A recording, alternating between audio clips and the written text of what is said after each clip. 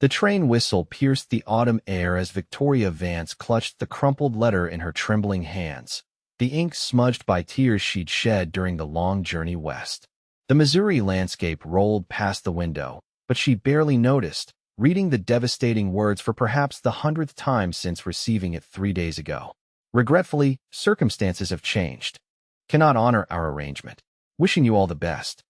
The carefully crafted rejection from her intended husband had arrived just as she'd boarded the train in Philadelphia. Victoria folded the letter and tucked it into her pocket, smoothing her travel-worn skirt. It was 1878, and at 22, she had gambled everything on this journey to marry a man she'd never met. Now she was nearly penniless, heading to Silver Creek with no prospects and nowhere to return to. The orphanage that had raised her didn't accept grown women back, and the textile mill where she'd worked had already replaced her. The train lurched to a stop at Silver Creek Station, a modest wooden structure in a dusty town that stretched along a single main street.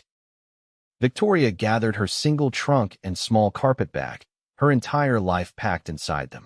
As she stepped onto the platform, the late September sun beat down on her pale skin, and she wished she hadn't packed her parasol so deep in her trunk.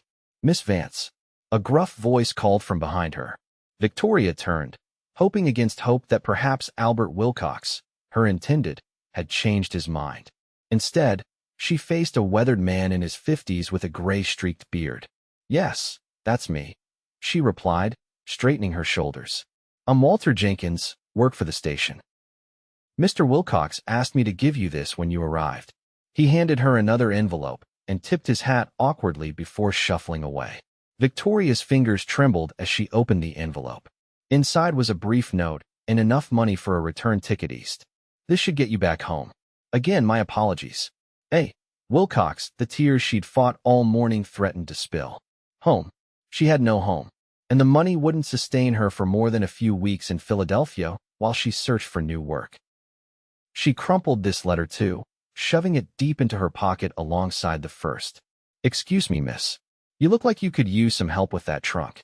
Victoria turned to find a tall man in a dusty brown hat and worn leather vest. His face was tanned from the sun, with lines at the corners of his eyes that suggested he smiled often. He couldn't have been more than 30, with a strong jaw partially hidden beneath several days' worth of stubble. "I'm fine, thank you," she said stiffly, unwilling to accept charity. He raised an eyebrow. "You sure about that? That trunk looks mighty heavy, and the boarding house is a good quarter-mile down the road." Victoria hesitated.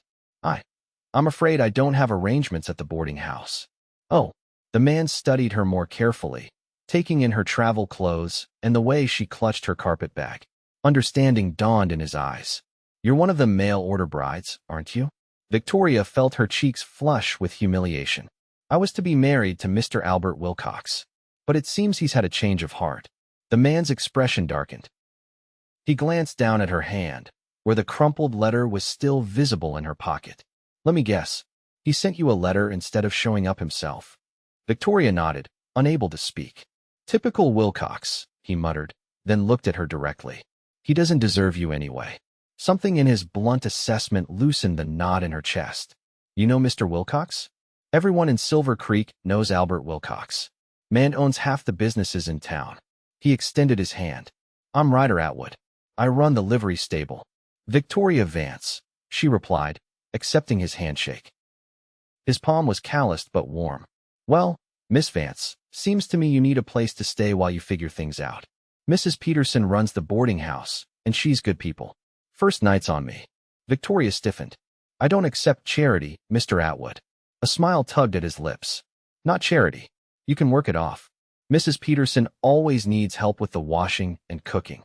Victoria considered his offer. She had limited options and even more limited funds. "Very well. Thank you, Mr. Atwood." Ryder picked up her trunk with surprising ease. "Call me Ryder. Everyone does." As they walked down the dusty main street, Victoria took in the frontier town. Silver Creek was smaller than she'd imagined, with a general store, a saloon, a small bank, and various other establishments lining the street. People glanced at them curiously as they passed. "Word travels fast in small towns," Ryder explained, noticing her discomfort. By sundown, Everyone will know Albert Wilcox left his bride to be stranded. Wonderful, Victoria murmured. Don't worry about it. Folks here have seen worse. And truthfully, most will be on your side. Wilcox isn't the most beloved man in town. Then why did you sound surprised that he'd behaved poorly? Ryder adjusted his grip on her trunk. I wasn't surprised by his behavior. Just disappointed. Again, they arrived at a 2-story white clapboard house with a wide porch. A plump woman with silver hair was sweeping the steps. Mrs. Peterson, Ryder called. Got a boarder for you. The woman looked up, her eyes widening slightly as she took in Victoria's appearance. This wouldn't be Mr. Wilcox's intended, would it? Victoria forced herself to stand tall. I was. Plans have changed. Mrs. Peterson clucked her tongue disapprovingly. That man. Well, come in, dear. I've got a room that'll suit you fine. Ryder set the trunk down. I told Miss Vance she could work for her board until she gets settled. Mrs. Peterson nodded. Could use the help. That's true enough. Can you cook, child? Yes, madam. And so, I worked in a textile mill back east. Good skills to have. Mrs. Peterson smiled warmly. We'll work something out. Victoria turned to Ryder. Thank you for your assistance, Mr. Atwood. Ryder, he reminded her with a smile. And you're welcome. If you need anything else, the livery's just down the street. He tipped his hat and walked away, his long strides eating up the distance. Mrs. Peterson showed Victoria to a small but clean room on the second floor. Bathrooms down the hall. Supper's at 6. Rest now, and we'll talk about arrangements after you've eaten. Left alone, Victoria finally allowed herself to sink onto the narrow bed. The tears came then, hot and silent. She'd risked everything on the promise of a new life, only to be rejected before she'd even arrived. Now she was stranded in a town where everyone would know her shame, with barely enough money to get by. But as she cried, she remembered Ryder Atwood's words. He doesn't deserve you anyway. There had been something reassuring in his matter-of-fact assessment, as if her worth wasn't in question, only Albert Wilcox's judgment. Victoria pulled out both crumpled letters, smoothing them on her lap. Then, with sudden resolution, she tore them into tiny pieces. Whatever happened next, she wouldn't be defined by Albert Wilcox's rejection. When the dinner bell rang at 6, Victoria had washed her face, changed into her cleanest dress, and pinned her dark hair neatly. She would face this town with dignity, whatever came next. The dining room held 3 other boarders, an elderly schoolteacher named Miss Holloway, a young bank clerk called Timothy Farrell, and a middle-aged widow, Mrs. Collins, who worked at the general store. They all regarded Victoria with barely disguised curiosity. Our newest boarder, Miss Victoria Vance, Mrs. Peterson announced as she placed a steaming platter of roast beef on the table. Welcome to Silver Creek, Miss Holloway said kindly. I understand you've come a long way. Victoria nodded, unsure how much they knew about her situation. From Philadelphia, she said, helping herself to potatoes. It was quite a journey. And how do you find our little town so far? Mrs. Collins asked. I haven't seen much of it yet, Victoria admitted. But everyone I've met has been very kind. Except Wilcox, Timothy muttered, then reddened when Mrs. Peterson shot him a warning look. Victoria straightened her shoulders. Yes, well, I believe I've had a fortunate escape, actually. The words came out more confidently than she felt. Mrs. Peterson nodded approvingly. Good attitude. And she's staying on to work here, so you'll all be seeing more of her. The conversation moved to town gossip, and Victoria was grateful for the reprieve. She learned that Silver Creek had grown rapidly in the past 5 years due to the nearby silver mines. Albert Wilcox had arrived 3 years ago and quickly bought up property, including the largest mine, the hotel, and several other businesses. Man's got money, but no manners, Mrs. Collins said with a sniff. Clara, Mrs. Peterson warned, glancing at Victoria. It's all right, Victoria said. I'd rather know the truth about the man I almost married. After dinner, Victoria helped clear the table and wash dishes while Mrs. Peterson outlined her duties. She would help prepare breakfast and dinner, assist with laundry, and keep the common areas tidy. In exchange, she would receive room and board plus a small weekly stipend. It's not much, Mrs. Peterson admitted, but it'll keep you going while you figure out your next steps. It's more than fair, Victoria assured her. I'm grateful for the opportunity. Later that night, lying in her narrow bed, Victoria tried to make sense of her situation. She had come west with dreams of marriage and a home of her own. Now she was a boarding house helper with uncertain prospects. Yet beneath her anxiety lay a curious sense of relief.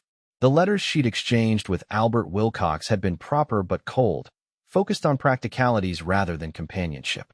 Had she really wanted to bind herself to a man who could dismiss her so easily? Victoria rolled onto her side, watching moonlight filter through the thin curtains. Perhaps this unexpected detour was not a disaster, but an opportunity. She would make her own way, on her own terms. The next morning, Victoria rose early to help Mrs. Peterson prepare breakfast. As she kneaded dough for biscuits, the older woman worked alongside her, sharing gossip about the town. You'll want to visit Widow Parker's dress shop if you need work. She's always looking for skilled seamstresses, Mrs. Peterson suggested. And Mr. Everett at the general store sometimes needs help. Victoria nodded, grateful for the information. I'll inquire today. After breakfast, Victoria set out to explore Silver Creek. The town was busier in the daylight, with wagons rolling down the main street and people going about their business. She passed the general store, the bank, and a small church before reaching Widow Parker's dress shop. The bell tinkled as she entered, and a slender woman in her 40s looked up from a bolt of fabric. Good morning, Victoria said. I'm Victoria Vance. Mrs. Peterson suggested I speak with you about possible work. Recognition flashed in the woman's eyes. You're the She stopped herself. You're new in town. Yes, I arrived yesterday, Victoria said, refusing to be embarrassed. I worked in a textile mill in Philadelphia and have experience with fine sewing. Widow Parker's expression warmed. Let's see your stitches, then. She handed Victoria a scrap of fabric and a needle. For the next half hour, Victoria demonstrated various stitches and techniques while answering the widow's questions about her experience. By the end, Widow Parker was nodding approvingly. I can use you 3 days a week to start, she offered. More if business picks up for the holidays.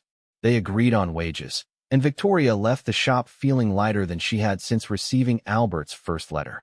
She had work, a place to stay, and perhaps the beginnings of a new plan. As she walked back toward the boarding house, a commotion from across the street caught her attention. A man was shouting at a boy of about 12 who stood beside a knocked-over crate of apples. Worthless brat. That's coming out of your pay. Victoria recognized the man as Albert Wilcox from the photograph he'd sent. He was shorter than she'd imagined, with a roundness to his middle that the photo hadn't revealed. His face was flushed with anger as he loomed over the frightened boy. Before she could think better of it, Victoria crossed the street. Excuse me, she called. Perhaps I can help? Wilcox turned, his expression shifting from anger to shock as he recognized her.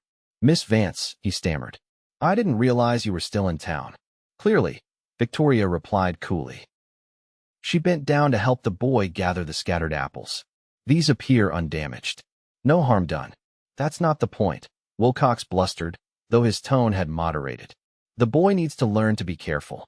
I'm sure he's learned his lesson, Victoria said, handing the refilled crate to the boy, who looked at her with grateful eyes. Accidents happen. Wilcox seemed unsure how to respond. He smoothed his vest and attempted a smile that didn't reach his eyes. Miss Vance, perhaps we should speak privately. There seems to have been a misunderstanding. I understood your letters perfectly well, Mr. Wilcox, Victoria replied, loud enough for nearby pedestrians to hear. No further explanation is necessary. Wilcox's face reddened. I merely thought, good day, Mr. Wilcox. Victoria turned and walked away, heart pounding but spine straight. Behind her, she heard whispers and a muffled laugh. She had nearly reached the boarding house when she heard hoofbeats and a familiar voice. That was quite a show, Miss Vance. Victoria turned to see Ryder Atwood astride a chestnut horse, amusement dancing in his eyes. I don't know what you mean, she replied primly. Half the town just watched you face down Albert Wilcox, he said, dismounting and falling into step beside her. Very few people do that. He was being unkind to a child. Tommy Harris. Works at the general store for pennies. Ryder shook his head. Wilcox owns that too. He seems to own a great deal. That's why folks are afraid to cross him. But not you, apparently. Victoria sighed. I have nothing to lose. He's already taken that. Ryder studied her thoughtfully. Seems to me you're doing just fine. Heard you got work with Widow Parker. News travels fast. Small town. He grinned. Listen, I'm heading to the Johnson Ranch tomorrow to deliver a horse. It's about an hour's ride. Pretty country. If you'd like to come along, get out of town for a spell. Victoria hesitated. She barely knew this man, yet there was something trustworthy about his direct gaze and easy manner. Why would you invite me? Ryder shrugged. You seem like you could use a friend, and I enjoy the company. Victoria considered the offer. A day away from curious stares and whispers held appeal. Is it proper? Ryder laughed. We'll be in an open wagon on a public road in broad daylight. Don't worry, your reputation is safe with me. Against her better judgment, Victoria found herself smiling. What time should I be ready? 8 o'clock. Dress for riding. As he walked away, leading his horse, Victoria wondered if she was being foolish. But the prospect of seeing more of the country and spending time with someone who didn't look at her with pity was too tempting to resist. The next morning dawned clear and cool. Victoria dressed in her sturdiest skirt and boots, adding a shawl against the autumn chill. At precisely 8, she heard the rattle of a wagon outside the boarding house. Mrs. Peterson appeared beside her as she gathered her things. Be careful, dear, she said, handing Victoria a small basket. Some biscuits and preserves for the journey. Thank you, Victoria said, touched by the gesture. We'll be back by afternoon. Ryder Atwood's a good man, Mrs. Peterson added. Despite what some might say, before Victoria could ask what she meant, Ryder called from outside. She hurried down the steps to find him waiting with a small wagon hitched to a dappled gray horse. A second horse, a beautiful bay, was tethered to the back. Morning, Miss Vance, he said, helping her up to the seat. Ready for an adventure? The ride out of town was pleasant, the wagon following a well-worn trail that wound through rolling hills dotted with cottonwoods turning golden in the autumn sun. As they left the town behind, Victoria felt tension she hadn't realized she was carrying begin to ease from her shoulders. So, Ryder said after they'd traveled a few miles, tell me about Philadelphia. Victoria described the crowded streets, the textile mill where she'd worked since age 16, and the orphanage where she'd grown up. She found herself telling him things she rarely shared about her parents dying of influenza when she was 8, about the harshness of mill work, and about her dreams of a different life that had led her to answer Albert Wilcox's advertisement for a bride. I thought marriage would mean security, she admitted. Perhaps even affection eventually. But mostly, I wanted a home of my own. Ryder listened without interrupting, his hands steady on the reins. That's a reasonable want, he said when she finished. Everyone needs a place to belong. Do you have family here? Victoria asked. A shadow crossed his face. Not anymore. My parents had a small ranch outside town. Pa died in '70, and Ma followed 3 years later. I sold the ranch to pay their debts and kept just enough to start the livery. I'm sorry. He shrugged. It was a long time ago. I've made my way. They rounded a bend, and the landscape opened into a broad valley with a creek winding through it. In the distance, a ranch house and several outbuildings nestled against the base of hills. Johnson Ranch, Ryder explained. One of the biggest in the county. Harold Johnson's a fair man, treats his workers well. As they approached, Victoria noticed several men working in corrals near the barn. A woman emerged from the house, waving as they drew near. That's Martha Johnson, Ryder said. Harold's wife. You'll like her. Martha Johnson proved to be a warm, no-nonsense woman in her 40s who welcomed Victoria without a hint of the curiosity she'd faced in town. Any friend of Ryder's is welcome here, she declared, ushering Victoria into a spacious kitchen while Ryder went with Harold to deliver the horse. Martha plied Victoria with coffee and freshly baked bread while chatting about the ranch and her 5 children, 3 of whom were grown and gone. And how are you finding Silver Creek? She asked eventually. Victoria hesitated. It's an adjustment. Martha's eyes softened with understanding. I heard about your situation. Albert Wilcox never did have the sense God gave a goose. Victoria couldn't help laughing at the blunt assessment. I'm beginning to think I had a fortunate escape. More than you know, Martha agreed. The man's gone through 3 housekeepers in the past year. Can't keep help because he's impossible to please.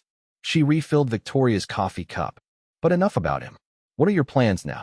Victoria explained about her work at the boarding house and with Widow Parker. It's temporary, but it gives me time to consider my options. Smart girl, Martha approved. Too many women panic and make poor choices when life takes unexpected turns. They were interrupted by the return of Ryder and Harold, both looking pleased. "That bay's going to make a fine cow horse," Harold was saying. "Good eye, Ryder." After a pleasant hour of conversation, it was time to head back to town. Martha pressed a jar of honey and some fresh eggs into Victoria's hands. "Come back anytime," she invited. "It's nice having another woman to talk to." As they drove away, Victoria felt a curious lightness. The Johnsons had treated her with simple kindness, with no reference to her failed engagement or uncertain status. "Martha liked you," Ryder observed. "How can you tell?" "She gave you honey. She doesn't part with that for just anyone." Victoria smiled, cradling the jar. "They seem happy. 25 years married, from what I hear. Built that ranch from nothing." They rode in comfortable silence for a while, the afternoon sun warm on their faces. Victoria found herself studying Ryder's profile: the straight nose, the firm jaw, the way his eyes crinkled at the corners when he smiled. "Mrs. Peterson said something curious this morning," she ventured. "She called you a good man despite what some might say." "What did she mean?" Ryder's hands tightened on the reins. "People talk. Small towns run on gossip." "About what?" He sighed. "About 5 years back, there was trouble. A man was killed during a robbery at the bank. I was accused." Victoria stared at him. "Were you guilty?" "No." His voice was firm. "I was cleared when the real culprit was caught in Denver with the stolen money. But mud sticks, especially when someone makes sure it does." "Albert Wilcox," Victoria guessed. Ryder nodded. He'd just arrived in town, looking to buy property. "My parents' ranch was prime land, but they wouldn't sell. When I was accused, land prices dropped. Folks were scared. Wilcox bought up half the town for pennies on the dollar, including my parents' ranch after they passed." "That's terrible." "It's business, according to Wilcox." Ryder's voice was bitter. He didn't plant the accusation, but he sure benefited from it. Victoria thought about the man she'd almost married, who could shout at a child over spilled apples and dismiss a fiancé with a cold letter. "I'm beginning to understand why you said he doesn't deserve me." Ryder glanced at her. "I said that because it's true. Man wouldn't know real value if it hit him in the face." The simple conviction in his voice warmed something in Victoria's chest. They rode the rest of the way talking about lighter things: Ryder's plans for the livery, Victoria's skill with embroidery, the best season for fishing in the creek that gave the town its name. As they neared Silver Creek, Victoria found herself wishing the journey could last longer. Ryder's company was easy, his conversation interesting without being demanding. For the first time since arriving, she'd forgotten to worry about her future. "Thank you for today," she said as they pulled up to the boarding house. "It was restorative." Ryder smiled, helping her down from the wagon. "My pleasure, Miss Vance." "Victoria," she corrected. "Since we're friends now." His smile widened. "Victoria." He tipped his hat and climbed back into the wagon. "See you around town." Over the next few weeks, Victoria settled into a routine. Mornings and evenings she helped at the boarding house, and 3 days a week she worked at Widow Parker's shop. Her skill with a needle quickly earned her more complex projects, and soon she was crafting everything from everyday dresses to elaborate wedding gowns. Word spread about her abilities, and women from surrounding farms began requesting her work specifically. By late October, Widow Parker had increased her days to 5 a week, with a corresponding increase in wages. "You've got a gift," the widow told her. "And customers appreciate quality." Victoria saw Ryder regularly around town, and occasionally he would join her for coffee at the small cafe next to the general store. Their friendship grew easily, built on shared confidences and mutual respect. Victoria found herself looking forward to their encounters, her heart beating a little faster when she spotted him walking down the street or riding past the shop. One crisp November afternoon, Victoria was leaving Widow Parker's when she spotted Ryder outside the livery, deep in conversation with a striking blonde woman. The woman laughed at something he said, placing her hand on his arm with casual intimacy. Victoria felt an unexpected stab of jealousy, followed immediately by shame. Ryder was a friend, nothing more, and certainly free to court whomever he pleased. She turned quickly, intending to avoid them, but Ryder called her name. "Victoria, come meet Rebecca Johnson." Victoria pasted on a smile and approached. The woman was even prettier up close, with bright blue eyes and a confident bearing. Rebecca, this is Victoria Vance. Victoria, Rebecca is Harold and Martha's eldest daughter. It's a pleasure, Victoria said, shaking the woman's hand. Your parents were very kind to me when I visited their ranch. Rebecca smiled warmly. They mentioned you. Ma said you're a skilled seamstress. She glanced at Ryder. Ryder here was just helping me pick out a horse. I'm staying in town for the winter to teach school, and I need transportation. Rebecca taught in Denver for 2 years, Ryder explained. Silver Creek's lucky to have her back. Victoria nodded, noting the easy familiarity between them. I'm sure the children will benefit from your experience. I hope so. Rebecca turned back to Ryder. I'll take the Palomino. Have her delivered to the schoolhouse tomorrow. First thing, Ryder promised. As Rebecca walked away, Victoria couldn't help asking, have you known her long? Ryder nodded. Since we were kids. We grew up neighboring ranches. She seems nice, Victoria offered, feeling foolish for her earlier jealousy. And very pretty. Ryder gave her a curious look. I suppose she is. Never thought about it much. Rebecca's like a sister to me. Relief washed over Victoria, followed by confusion at the intensity of her reaction. She was becoming too attached to this man who had offered only friendship. I should get back, she said hastily. Mrs. Peterson is expecting my help with dinner. Before he could respond, she hurried away, her thoughts in turmoil. She'd come west to marry a stranger, only to find herself developing feelings for a different man entirely. It was too soon, too complicated, too risky. That evening, as she helped serve dinner, Mrs. Peterson observed her distraction. Something troubling you, dear? Victoria shook her head. Just tired. But later, as they washed dishes together, the older woman said casually, Saw you talking with Ryder and Rebecca Johnson today. Victoria concentrated on the plate she was drying. Yes, she seems nice. Grew up with Ryder, those two. Everyone expected them to marry at one point. Victoria's hand stilled. Really? Mrs. Peterson nodded. Before Rebecca went to teaching school. But it never happened. Some things aren't meant to be, I suppose. Victoria resumed drying, uncertain how to respond. Ryder's been alone too long, Mrs. Peterson continued. Needs someone with spirit. Someone who sees his worth. Victoria felt her cheeks warm at the implication. Mrs. Peterson, just an observation, dear. The older woman patted her arm. Just an observation. The following Sunday, Victoria attended church for the first time since arriving in Silver Creek. She sat with Mrs. Peterson and the other boarders, conscious of curious glances from the congregation. The Reverend Adams delivered a sermon on forgiveness that seemed particularly pointed. As they filed out after the service, Victoria found herself face to face with Albert Wilcox. He was dressed in an expensive suit, a gold watch chain gleaming across his vest. Miss Vance, he said, removing his hat. You're looking well. Thank you, Mr. Wilcox, she replied coolly. He glanced around to ensure they weren't overheard. I've been meaning to speak with you. Perhaps we could take tea this afternoon? I believe there's been a misunderstanding. Victoria regarded him steadily. There's no misunderstanding, Mr. Wilcox. Your letters were quite clear. Circumstances changed, he insisted. But upon reflection, and seeing you again, he lowered his voice. I believe we could still come to an arrangement. Victoria felt a chill despite the warm sunshine. The man was actually suggesting he might reconsider marrying her, as if he were doing her a favor. Mr. Wilcox, she said clearly, I am not interested in any arrangement with you. I've found Silver Creek quite welcoming, despite your efforts. His expression hardened. You're working as a seamstress and a boarding housemaid. Hardly the future you envisioned, I imagine. I'm building a life on my own terms, Victoria replied. And I find I prefer it that way. Wilcox's mouth tightened.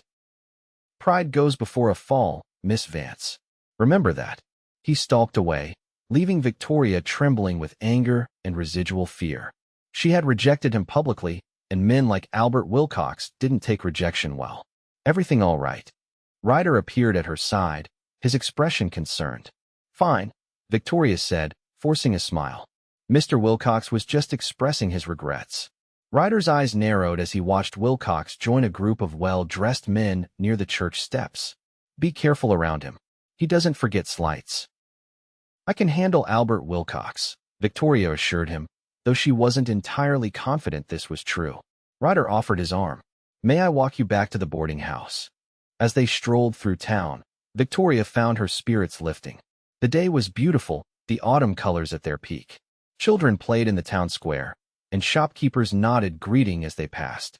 Silver Creek is growing on me, she admitted. It's not so bad once you get used to it, Ryder agreed. Good people, mostly. They passed the livery, and Ryder hesitated. I need to check on a new foal. Would you like to see her? Victoria had never been inside the livery before. It was larger than it appeared from the street, with a dozen stalls and a hayloft above. The scent of horses, hay, and leather filled the air. Ryder led her to a stall where a spindly-legged foal stood beside its mother, a beautiful chestnut mare. Born 3 days ago, he explained proudly. She's a beauty, isn't she? Victoria watched as the foal nuzzled its mother, then approached the stall door curiously. She's lovely. What's her name? Haven't decided yet. Ryder reached out to stroke the foal's nose. Any suggestions? Victoria considered the delicate creature. Hope, she said finally, because she reminds me that new beginnings are possible. Ryder's gaze moved from the foal to Victoria's face. Hope it is. Something in his expression made Victoria's heart quicken. They stood close enough that she could see the flecks of gold in his hazel eyes, could feel the warmth radiating from him in the cool stable. Victoria, he began softly. The stable door banged open, and a young boy rushed in. Mr. Atwood. Pa says, can you come quick? Our wagon wheels broke clean through. The moment shattered. Ryder stepped back, clearing his throat. Tell your pa I'll be right there, Jimmy. The boy ran out, and Ryder turned apologetically to Victoria. Duty calls. Of course. She smiled, trying to hide her disappointment. Thank you for showing me the foal. I'll walk you home first, no need. I know the way. Victoria moved toward the door. Go help Jimmy's father. Ryder caught her hand before she could leave. Have dinner with me tomorrow? The hotel restaurant. A proper dinner. Victoria's pulse jumped. Are you asking to court me, Mr. Atwood? His smile was slow and sure. I believe I am, Miss Vance. Then yes, she said, unable to keep the pleasure from her voice. I would like that very much. The next day passed in a blur of anticipation. Victoria took extra care with her appearance, wearing her best dress, a deep blue that brought out the color of her eyes, and arranging her dark hair in an elegant twist. Mrs. Peterson nodded approvingly as Victoria descended the stairs. You look lovely, dear. Is it too much? Victoria asked nervously. I don't want to seem like I'm trying too hard. Nonsense. A woman should shine when she's being courted. Mrs. Peterson straightened Victoria's collar. And Ryder Atwood is a man worth shining for. Victoria blushed. It's just dinner. Of course it is, Mrs. Peterson agreed with a knowing smile. Ryder arrived promptly at 7, dressed in clean dark trousers and a pressed shirt, his hair neatly combed. He had even trimmed his stubble. The transformation was striking, highlighting his handsome features. You look beautiful, he said simply when Victoria appeared. Thank you. So do you. She blushed at her own boldness. I mean, you look very nice. His smile eased her embarrassment. I clean up all right when the occasion calls for it. The hotel restaurant was the finest establishment in Silver Creek, with white tablecloths and a small vase of dried flowers on each table. Ryder held Victoria's chair for her, then sat across from her, suddenly looking nervous. I haven't done this in a while, he admitted. Might be a bit rusty at proper dinner conversation. Victoria smiled. We've never had trouble talking before. And they didn't. Conversation flowed easily as they shared a meal of roast beef and potatoes, followed by apple pie. Ryder told her about his plans to expand the livery, possibly adding a carriage service for travelers arriving by train. Victoria shared her own tentative dreams of perhaps opening a dress shop someday, specializing in fine garments. You could do it, Ryder said without hesitation.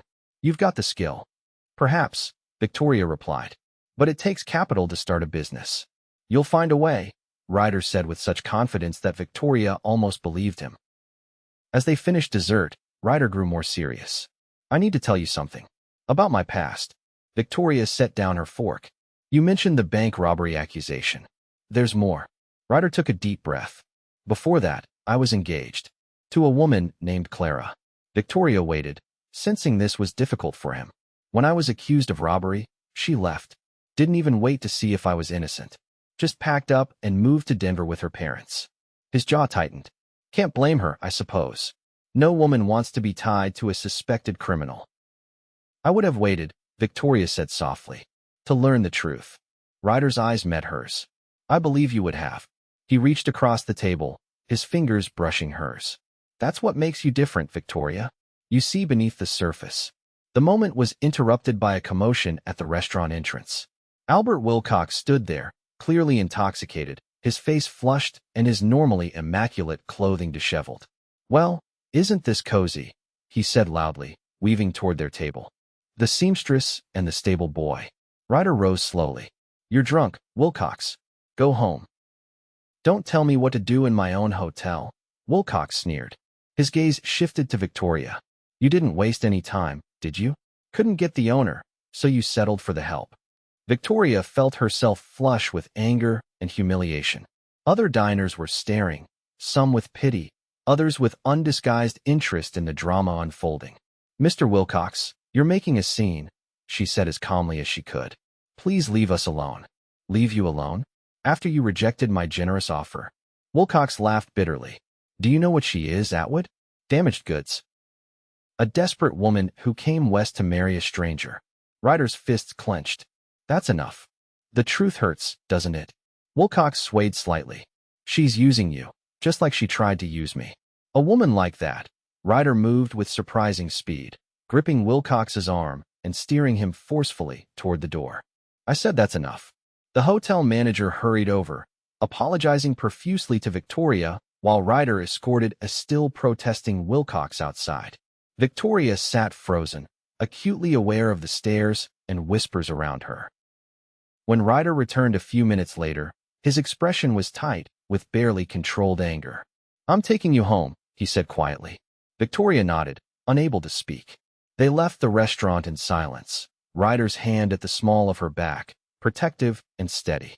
The night air was cold, stars brilliant in the clear sky above Silver Creek. They walked without speaking until they reached a small park halfway between the hotel and the boarding house.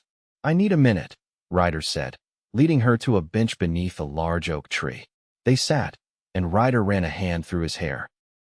I'm sorry about that. It wasn't your fault. Victoria's voice shook slightly. I should have punched him. And end up in jail? No. Victoria shook her head. Besides, he's partly right. Ryder looked at her sharply. About what? I did come west to marry a stranger. I was desperate for a different life. There's no shame in seeking a better future, Ryder said firmly. And he didn't reject you because you weren't good enough. He rejected you because he's a fool who doesn't recognize real worth when he sees it. Victoria smiled sadly. You keep saying that. Because it's true. Ryder turned to face her fully. Victoria, from the moment I saw you standing alone at that train station with that crumpled letter in your hand, I knew you were something special. The way you held your head high, the dignity in your bearing even when your world had just fallen apart, it showed character. Victoria's breath caught at the intensity in his voice. And every day since, he continued, you've proven me right. Your kindness, your determination, your willingness to build something new from nothing, these are qualities worth admiring. Worth. He hesitated. Worth loving. The word hung in the air between them. Victoria searched his face, finding nothing but sincerity in his steady gaze. It's too soon, she whispered. We barely know each other. I know enough, Ryder said simply. I know that when I'm with you, everything makes more sense. I know that your smile lights up rooms. I know that you have more courage in your little finger than most people have in their entire bodies. He took her hands in his. I'm not asking for promises. I'm just asking for a chance to show you that not all men are like Albert Wilcox. That some of us recognize a treasure when we find one. Victoria felt tears prick her eyes. In Philadelphia, she had dreamed of security, of a home, perhaps of eventual companionship. But this connection, this understanding, she had never dared to dream of this. I'm afraid, she admitted, of making another mistake. That's fair, Ryder acknowledged. But ask yourself this. Does being with me feel like a mistake? Victoria thought about their conversations, their shared laughter, the way she felt when he was near. No, she said softly. It feels like finding something I didn't know I was looking for. Ryder's smile was like sunrise. Slowly, giving her time to pull away if she wished, he leaned forward and brushed his lips against hers. The kiss was gentle, a question rather than a demand, and Victoria answered by leaning into him, her hands rising to rest against his chest. When they parted, both were smiling. Ryder tucked a strand of hair behind her ear. "I've been wanting to do that since I saw you tearing up Wilcox's letters." Victoria laughed. "That long? Maybe since the moment you told me you didn't accept charity. You were so fierce, even when your world was crumbling." They walked back to the boarding house hand in hand, talking softly about simple things: the weather, the approaching winter, plans for Thanksgiving. At the door, Ryder kissed her again, lingering this time. "Good night, Victoria Vance," he murmured against her lips. "Good night, Ryder Atwood," she replied, feeling as though she was standing at the beginning of something wonderful. The following weeks brought a deepening of their relationship. They attended church together on Sundays, took drives in Ryder's wagon on her days off, and shared meals at the cafe or at the boarding house, where Mrs. Peterson watched with undisguised approval. December arrived with a heavy snowfall that blanketed Silver Creek in white. The town transformed for Christmas, with evergreen boughs decorating storefronts and candles glowing in windows. Victoria found herself busier than ever at Widow Parker's shop, crafting holiday dresses and mending winter coats. One evening, as she worked late on a particularly complex gown for the mayor's wife, the shop bell tinkled. Victoria looked up, expecting Widow Parker returning from her errand, but instead found Albert Wilcox standing in the doorway. Her heart raced, but she kept her voice steady. "We're closing, Mr. Wilcox." He removed his hat, looking more sober and composed than the last time she'd seen him. "I came to apologize, Miss Vance." Victoria set aside her sewing. "That's not necessary." "It is." He stepped further into the shop. "My behavior at the hotel was inexcusable. I had been drinking and, well, there's no justification." Victoria studied him, searching for signs of insincerity but finding none. "Apology accepted, then." Wilcox nodded. "I also wanted to say that I've observed your work in town. You've established yourself admirably. It shows character." "Thank you," Victoria replied, still wary. "In fact," he continued, "I'm opening a ladies' emporium in the spring. Fine dresses, hats, accessories imported from St. Louis. I'd like to offer you a position as manager." Victoria blinked in surprise. "Manager? You have skill and taste." The position would come with a good salary, living quarters above the shop, and a share in the profits. Wilcox smiled, seemingly pleased with her reaction. Far better than piecing together a living between the boarding house and Widow Parker's little operation. The offer was tempting. Financial security, independence, a place of her own, everything she had come west to find. Yet something felt wrong. "Why me?" she asked directly. "After everything that's happened?" Wilcox shrugged. "Business is business, Miss Vance. I recognize talent when I see it." Victoria considered him carefully. "And what about Widow Parker? Your emporium would likely put her out of business." "Progress, Miss Vance. It's the way of things."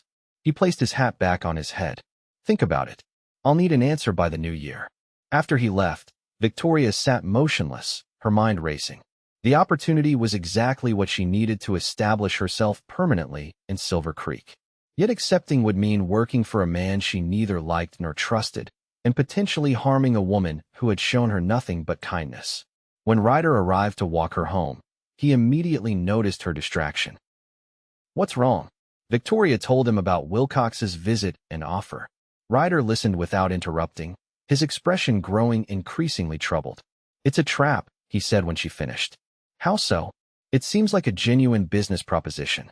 Ryder shook his head. "Wilcox doesn't forgive easily. If you work for him, he'll have power over you. And what happens to Widow Parker isn't collateral damage, it's the point." "You think he wants to hurt her?" Victoria asked, dismayed. "I think he wants to control both of you. The widow rejected his offer to buy her shop last spring. This is his way of getting what he wants anyway." Victoria sighed. "The position would give me stability." "At what cost?" Ryder took her hands. "Victoria, you came to Silver Creek seeking security, but you found something more valuable: independence. Your own skills, your own choices. Don't trade that for Wilcox's false promises." Victoria knew he was right, yet the temptation lingered. I want to build something permanent. Something that's mine." Ryder's expression softened. "I understand that better than anyone." He hesitated, then continued more quietly. "I've been saving to buy back my parents' ranch. The northeast section, at least. It's coming up for sale after New Year's. Victoria's eyes widened. Ryder, that's wonderful. It needs work, he cautioned. The house is run down, the fences need mending, but the land is good. And he took a deep breath. It would be big enough for a family. Eventually. The implication hung in the air between them. Victoria's heart raced. Are you asking me something, Ryder Atwood? Not yet, he said with a small smile. But I'm thinking about it. Wondering if you might be thinking about it too. Victoria felt a warmth spread through her that had nothing to do with the shop's fire. I might be, she admitted softly. They walked back to the boarding house hand in hand, discussing the ranch, what it had been, what it could be again. As they neared the front steps, Victoria made her decision. I'm going to decline Wilcox's offer, she said firmly. Ryder squeezed her hand. I think that's wise. Instead, I'm going to speak with Widow Parker about a partnership. She mentioned wanting to retire gradually. Perhaps I could buy into the business over time. Ryder's face broke into a grin. Now that sounds like a plan worthy of Victoria Vance. Christmas approached with a flurry of activity. The town organized a holiday festival in the square, with music, food, and a tree decorated by the schoolchildren. Victoria helped Mrs. Peterson prepare a feast for the boarders, and Widow Parker closed the shop early on Christmas Eve to allow Victoria time to celebrate. Ryder had been mysterious about her Christmas gift, refusing to give her even a hint. When he arrived at the boarding house for the Christmas Eve celebration, he carried a small wrapped package. Not until tomorrow, he said when she tried to peek. Some things are worth waiting for. The boarding house was warm with holiday cheer. Mrs. Peterson had decorated with pine boughs and red ribbons, and delicious scents wafted from the kitchen. The other boarders had invited friends, and the small parlor buzzed with conversation and laughter. Victoria moved among the guests, refilling cups of punch and offering plates of cookies. She caught Ryder watching her from across the room, his expression soft with affection. In that moment, she realized how much had changed since her arrival in Silver Creek. She had come seeking a husband and found instead her own strength, true friends, and a love that had grown naturally from respect and understanding. Later, as the party wound down and guests began to leave, Ryder pulled her aside. Put on your coat, he whispered. I want to show you something. Curious, Victoria bundled up against the winter night. Outside, snow was falling gently, coating the town in a fresh layer of white.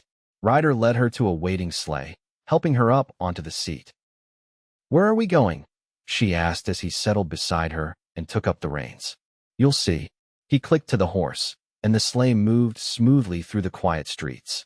They left town, following a road that wound through snow-covered fields. The moon broke through the clouds, turning the landscape into a silver dream. Victoria nestled close to Ryder for warmth, her heart full of contentment. After about 20 minutes, Ryder turned the sleigh down a long drive bordered by bare branch trees. In the distance, Victoria could make out the dark shape of a house against the night sky. Is this my parents' ranch? Ryder confirmed. Or part of it, anyway. The part that's coming up for sale. The sleigh stopped before a two-story farmhouse. It was clearly in need of repair, shutters hanging askew, porch steps sagging, but the basic structure was sound. It's beautiful, Victoria said softly. Ryder helped her down from the sleigh. I wanted you to see it. To see if you could imagine a future here? Victoria finished when he trailed off. He nodded, suddenly looking nervous. It's a big question. Too big for tonight, maybe. But I wanted you to know what I'm working toward. Victoria turned in a slow circle, taking in the moonlit property, the house, the barn in the distance, the wide expanse of land stretching toward hills silhouetted against the star-filled sky. She could imagine it in spring, green and vibrant. Could imagine a garden, children playing, a life built with purpose and love. I can see it, she said simply. Ryder's face lit up. He pulled her into his arms, kissing her beneath the winter stars.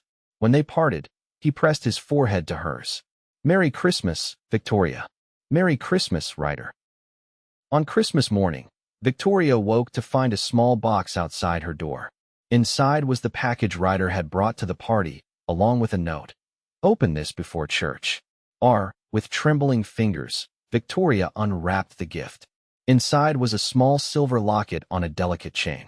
She opened it to find a tiny scrap of paper inside a fragment of the very first letter she had been clutching the day they met. A knock at her door revealed Mrs. Peterson with a second note from Ryder. "Meet me at the church at 9.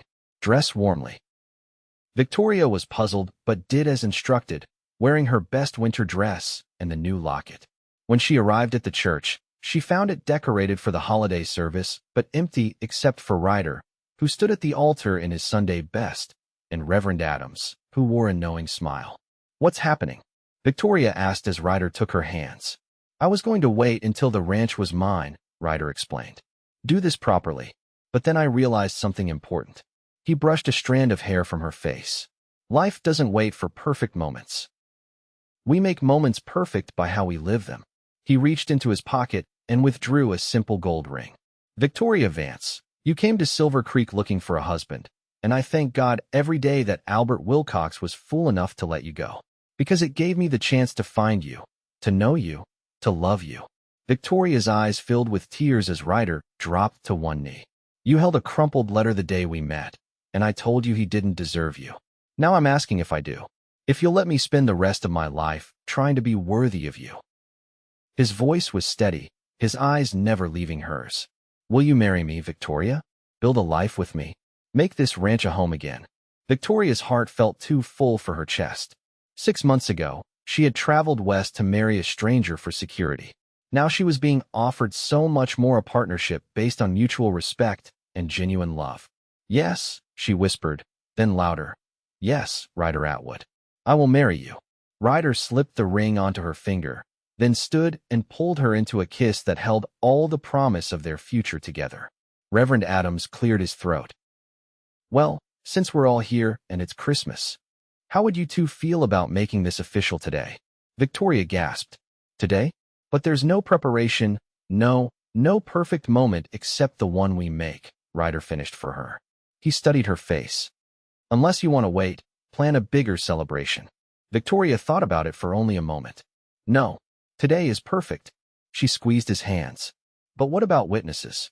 We need—" The church door opened, and Mrs. Peterson entered, followed by Widow Parker, Rebecca Johnson, and several other friends from town. They were all smiling, clearly in on the secret. "You planned this," Victoria accused Ryder, laughing through her tears.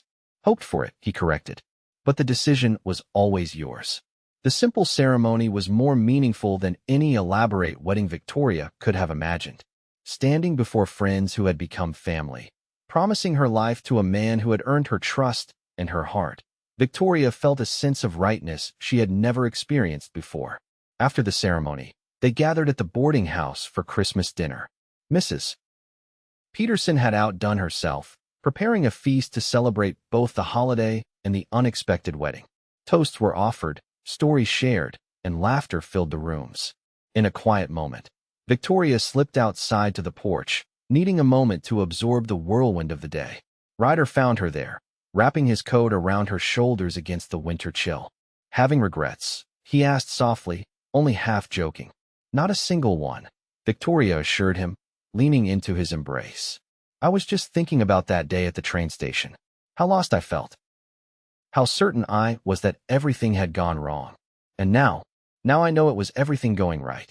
She looked up at him, her husband of 3 hours. "That crumpled letter was the best thing that ever happened to me, because it led me to you." Ryder's arms tightened around her. "To us," he corrected, "and to all the days ahead."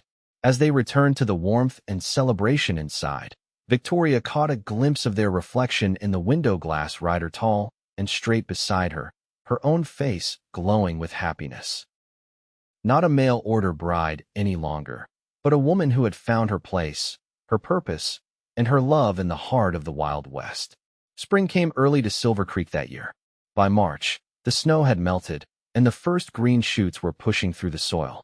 Victoria and Ryder had spent the winter months between the boarding house and the livery, saving every penny for the ranch purchase. In early April, the sale was finalized. The northeast section of the Atwood Ranch, 40 acres including the farmhouse and barn, belonged to Ryder once more. The day they signed the papers, Victoria watched her husband's face transform with a joy so profound it brought tears to her eyes. "Welcome home, Mrs. Atwood." Ryder said as they drove through the gates for the first time as owners. The next weeks were a flurry of activity as they repaired the house, making it habitable room by room. Victoria continued working at Widow Parker's shop 3 days a week while overseeing renovations, and Ryder split his time between the livery and the ranch. Friends from town helped with the heavy work rebuilding the porch, mending fences, repairing the roof. By May, they were ready to move in permanently. The house wasn't perfect, there was still painting to be done, and the upstairs bedrooms needed attention, but it was theirs. On moving day, half the town showed up to help transport their few belongings from the boarding house and the livery. That evening, after everyone had gone and they were alone in their home for the first time, Victoria stood in the kitchen, marveling at the transformation. Fresh curtains hung at the windows, the stove gleamed with black polish, and a vase of wildflowers adorned the table Ryder had built with his own hands. "Happy?"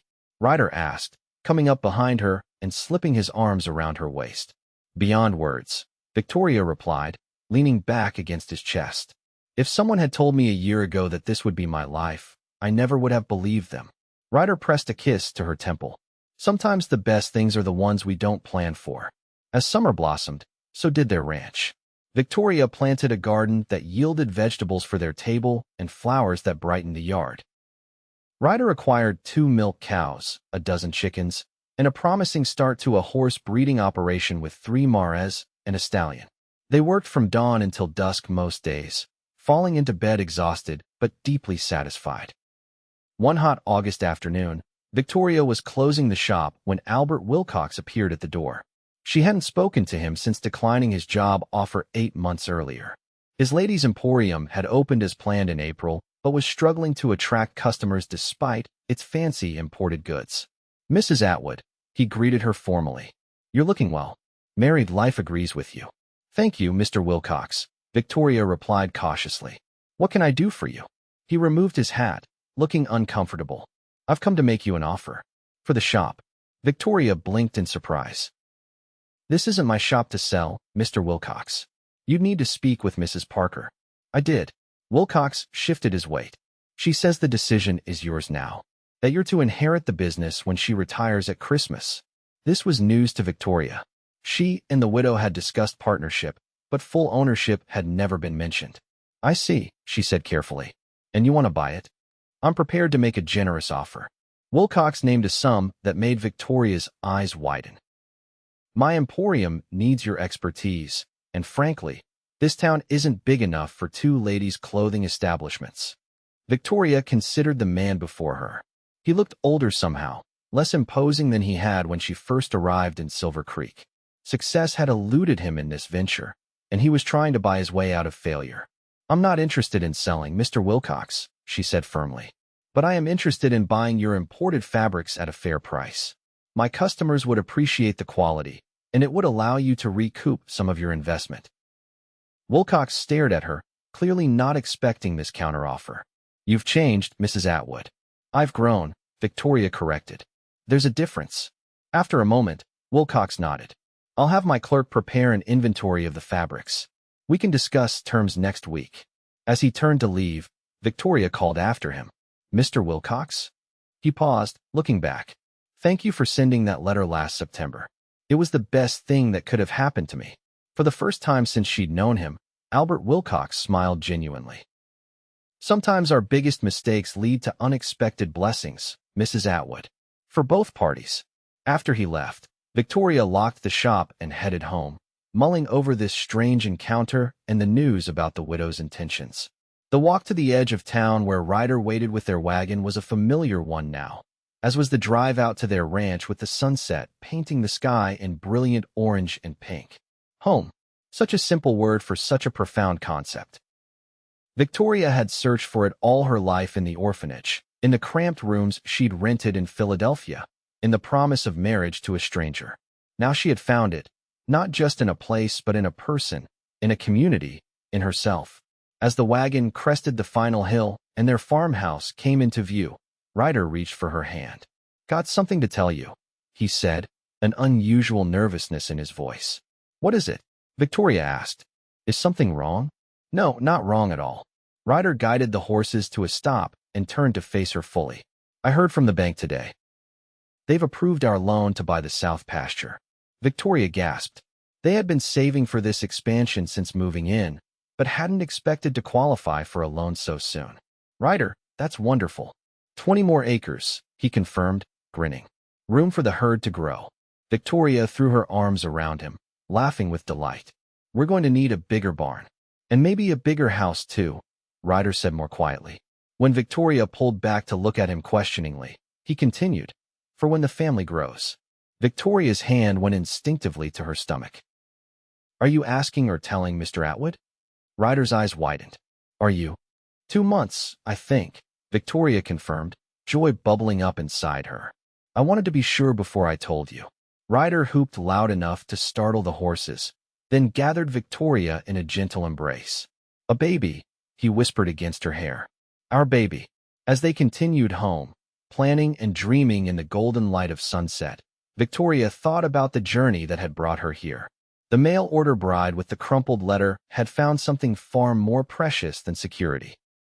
She had found a love that grew stronger each day, a purpose that fulfilled her, and a future limited only by the bounds of their shared dreams. When they reached the farmhouse, Ryder lifted her from the wagon and carried her to the porch, setting her down as gently as if she were made of glass.